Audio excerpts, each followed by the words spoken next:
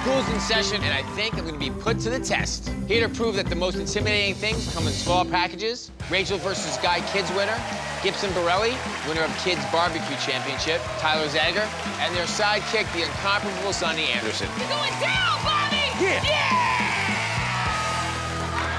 What's up, guys? Tonight, the kids are taking over. So you won the barbecue championship. You won Rachel versus Guy Kids. How was it? It was so great, and now I feel like I can take anybody down, including you. What about you? You were my idol, and I was here to meet you, but now I'm here to beat you. Sunny's a veteran. She doesn't win very often here. I've won 5 times. Today, I'll get my 6th, right? Yeah. Well, who you got tonight? Tell them, boys. Our first contender is cooking for all-star athletes every day. Please welcome Ryan Santos.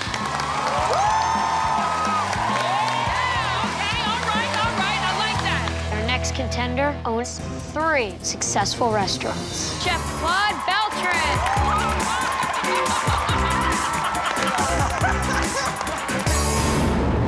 What's up, guys? Hey, what's your goal tonight? Kick your butt. Kick his butt, then your butt. I'm gonna give you guys 20 minutes to make one ingredient the star of your dish. And that ingredient is cornflakes. I don't know what to do with cornflakes, other than have milk with them. I'm not really sure where I'm gonna take this. I'm just gonna improvise. It's these guys behind me that will decide which one of you goes up against me in round 2. Make the cornflakes the star of the dish. Go.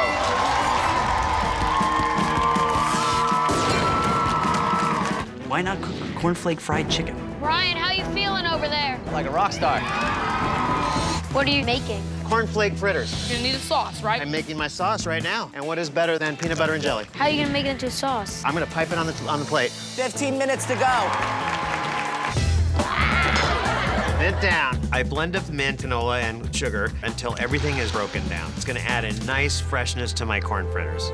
I'm adding bananas to my compote to give it some sweetness. Ryan's tossing his bananas in mustard sauce. I don't know how bananas are gonna play with chicken. 90 seconds. I take the fritters out of the fryer, and they're cooked inside just the way I want them. I take the chicken out of the fryer. Is it raw or is it cooked? This is moment of truth right here. If it's raw, I'm in some trouble. Perfect. 30 seconds! Get it on the plate.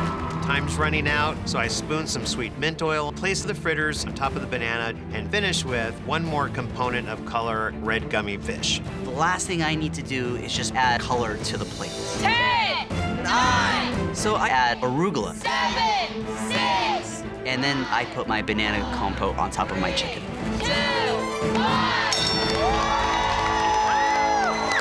Get it done? Yeah. Good job. Claud's plate looked like it jumped off of Willy Wonka's chocolate factory. If I were a kid, this would have been my dream dinner. I'm just hoping the special guests appreciate that I cooked from here. So, Bobby, the ultimate goal is to take you down. It's child's play. So, Chef Claude, what'd you make today? I made a cornflake fritter with peanut butter and jelly sauce and sweet mint sauce, a little garnish of marshmallows, raspberries, and red gummy fish. I like that you can use this fritter as almost a vessel for all the different things on the plate. But you called it a peanut butter sauce. It's more of just canned peanut butter spread on a plate. The fritter was fried very well, but overall extremely sweet. You were catering more towards younger kids and not sophisticated palates. Great use of cornflakes, but the fritter and the marshmallow and the Swedish fish, put it together and it's all over the place. That being said, I love your mint sauce. It's so fun and light. Thank you. So, Chef Brian, what'd you make? Cornflake fried chicken with banana mustard compote and arugula. The chicken is flavorful. The chunks of the cornflake are a little too big. I would have loved to see you crush it up a little bit more. And you could have done without the banana. It added a little weird flavor to the dish. Yeah, you could have maybe used a plantain. You could have fried that and put it on. Going to bread something in it was a great idea, but it could have used some salt in the breading. Really, really yummy sauce on the bottom was an elevated honey mustard, if you will. But the arugula felt like an afterthought. I need more arugula. One looks like a dessert for kids, and then the chicken looked more like an early Sunday dinner. So the judges will have to decide, is it gonna be dinner or dessert? We've decided which chef is going to move on to Beat Bobby Flay. And that chef is Chef Brian. Good job. Hey, might have underestimated their palates a little bit, but I'm very impressed with Gibson and Tyler. I just hope they don't go into the restaurant business in Pasadena. You didn't play any games on your plate. You just understood what you really had to do with those cornflakes. I think we all want him to take down Bobby. It's prime time right here. 1, 2, 3, Beat Bobby Flay!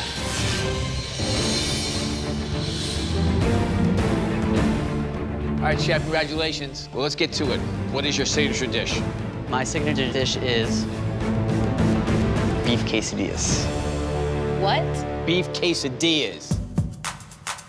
You gonna come up in Bobby's kitchen and try to kill him on quesadillas? What's the matter? You losing your confidence? Never, Bobby. I think he can do it. I think he can make a better quesadilla than you. So unfortunately, the boys and I cannot be the judges for the next round. Instead, we have 3 kid chefs standing by to do a blind taste test. And your 45 minutes starts right now. Is that an egg, Bobby? Making eggs. What? I just love the idea of steak and eggs, spiciness, tortillas. To me, it all goes together. It's almost gonna be like a breakfast. And I mean, while breakfast is great. We're looking for beef smoky flavor. Yep. I had to start building these quesadillas fast. Put my cheese down, put my steak down. I fold it over, and I gotta get this cheese melted. So he wants to put his panini press to business right now. He's only got 4 minutes to go, and I don't even think it's hot yet. This panini machine is taking way longer than expected. Brian, you only have to do 2 and cut them in half and put 1/2 on each plate. Bobby, you have to do 80. Oh, okay. I should have put some cheese and some steak in between 2 tortillas and called it a day. But of course, I have to make it more complicated, so now I'm racing to the end. Time! 1 minute! I get them onto the plate with the fried egg and the tomato avocado relish on top. Then finish it off with a drizzle of chimichurri. It's either getting them on the plate or getting a nice presentation, and I don't have time to do both. Oh, my goodness! Oh, my goodness, Brian, please! Get it on the plate, Brian! I take a dollop of guacamole, some pico de gallo. I slice in my quesadilla, putting them on. 3, 2, 1! That's what I'm talking about, baby! If someone served me this quesadilla when I was a kid, I would be like, this is the best snack ever. I look over at Bobby's dish, and it doesn't look like a quesadilla. It looks like a tostado. What is he thinking? I really went for it with flavor, so I just hope the kid judges are open to, some flavor and some spice. Congratulations, Bobby and Brian, on such a successful round. Now it's time to meet your judges. Our first judge was a contestant on Chopped Jr., Lauren Zilberman. Next up, a contestant on Rachel versus Guy Kids Cook-Off, Finn Skerlj. And finally, a contestant on Chopped Jr., Emily Waters. Okay, judges, so today's challenge was beef quesadillas. So start with the dish in front of you.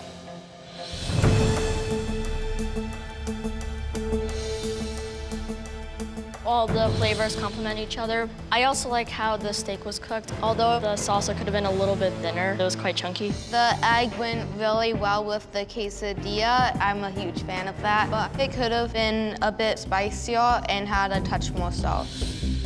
I really like the chimichurri and the avocado and tomato relish, but I'm not a big egg fan at all, and I didn't really like the egg. Okay, judges, so now switch your plates. The peppers in the quesadilla are a really nice touch.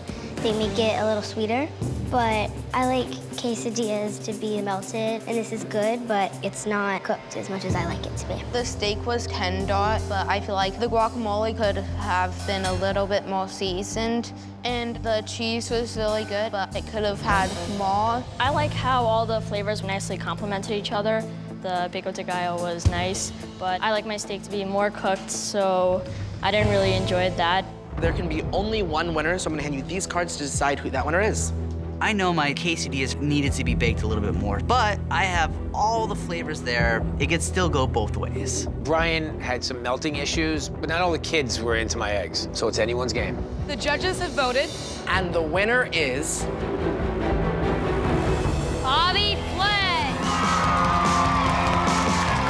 I chose the dish I did because the flavors really combined nicely, and Brian's dish could have used a bit more cheese, but it was a very close battle. Thanks for coming, man. Appreciate it. I still have a feeling that Food Network is gonna have a show very soon with my name on it. And if Bobby's lucky, I'll invite him on my show.